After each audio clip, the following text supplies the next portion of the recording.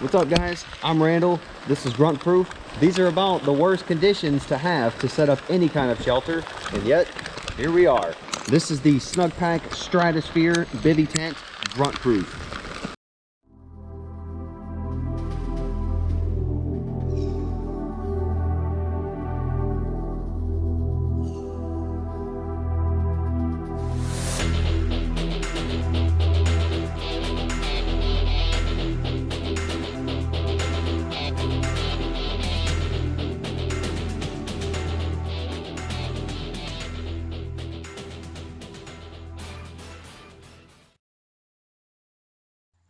You have the two poles. You have what they call alloy Y stakes. 7 total. They give you a spare. Some technical data for you guys. The top fabric, they are saying, is made of a 50D nylon ripstop with 5,000 millimeter waterproof PU coating. The bottom fabric is what they call a 210T with 8,000 millimeter waterproof PU coating. That tells me the bottom should be pretty dang tough.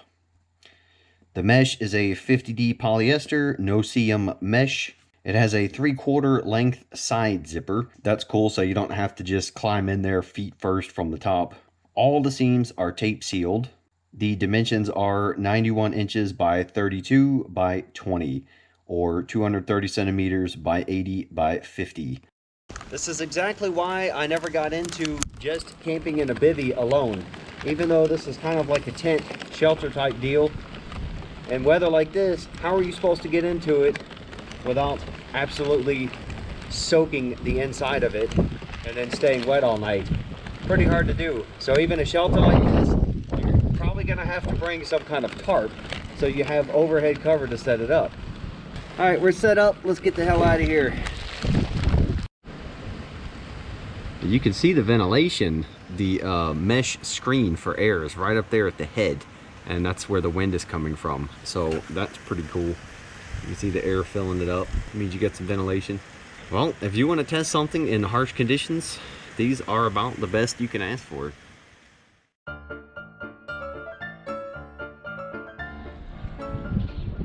And it's back to being almost a beautiful day. That's your typical early spring weather in Germany. 1 minute, it's a beautiful day. It could be shorts and t-shirt weather. 5 minutes later, it's freaking full-on blizzard and don't go outside type of weather. We got dumped on pretty good, but we will proceed with the 24-hour test. Everything held up. I'll come check the stakes out. So they have a pretty nice and thick flap to cover your zipper, and it kind of folds in on itself. Then you've got little Velcro strips all along it to help keep it down.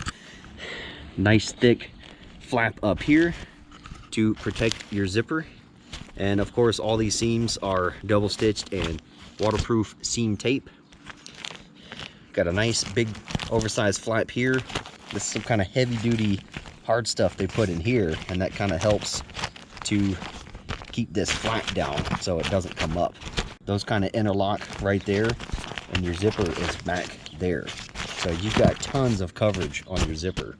My concern is back here at the mesh. You see where the waterproof part ends? That's where your mesh is. So you don't have a lot of leeway. If you got some crazy winds blowing and this is flapping around, you might get wet in there. So you can see the water beating off. That's always good. You can see the ripstop grids in there. My concern would be here at these seams. So we'll keep an eye on those.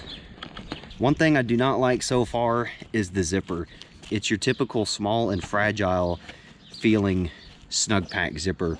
I don't know why they're not going to heavy duty military surplus style where you don't have to worry about breaking them, because I have destroyed plenty of Snugpak zippers over the years. They are YKK zippers.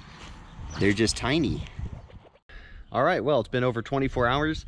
You can't tell anymore because the German spring weather, but we actually had about 15 hours of straight heavy winds and rain on this thing. So let's check it out. This is what we want to see. We've got an entire puddle here sitting on the bottom. If you want to test out something's waterproofness, you want water sitting on it, because now we're going to crawl in there and see if it's wet on the inside. Now, some would say this is unfair because if you're sleeping in there, you might be kicking this off all night long. but I would disagree with that, because if I'm racked out, I'm definitely not paying attention to what's going on down here. Everything held up here. We had some ice sitting on here this morning. That looks like that might be one stitch, but it is taped on the inside. This is definitely hard to operate one-handed.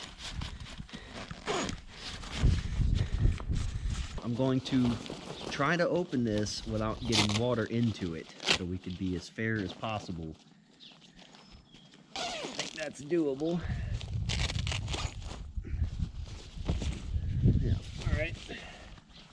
So we've got a little bit of wetness here, where some water soaked in. Not bad, just some spots.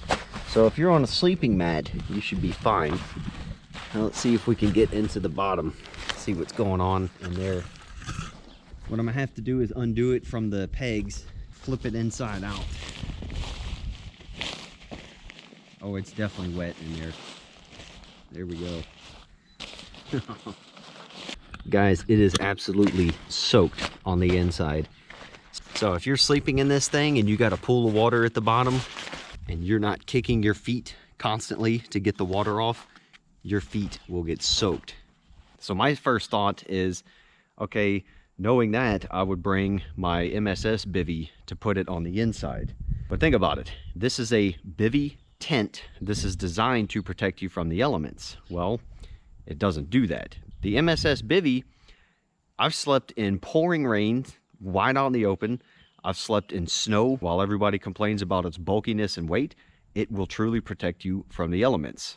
This is supposed to do the same thing, and just from some water sitting on there, water soaked right through. So you would wake up with soaked feet. Not good if it's cold. So as far as the 24-hour water test goes on the Snugpak Stratosphere Bivy tent, it is a no-go for sure. That's already not looking too good for me. I would probably not choose this product. Some of these bigger brands, they've been getting away with failing people, and a lot of people don't realize that until they've already purchased the product.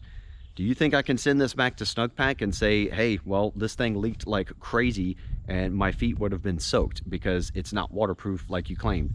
Do you think I could do that and they'd give me my money back? Am I bummed about the Stratosphere failing that water test? Of course. Even though I'm not into just bivy camping alone, I wanted to give it a fair chance. So that's what this water test was for. But compared to the Journeyman Solo tent, I actually thought this one would perform better because it seems a lot tougher. It seems more like your military grade style camping gear. So I actually had higher hopes for this one. As it turns out, it is not waterproof like they claim. That's a bummer, but for some of you people out there who are bivy campers, now you know. Well, that's it, guys. Let me know what you thought down below. Be sure to like and subscribe. You have to click that bell to get notified when I put a new video up. YouTube doesn't think that you subscribing to my channel is sufficient, so click that bell to get a notification every time I put up a new video. As always, until that new video, I'll see you guys in the outdoors. Take care of yourselves.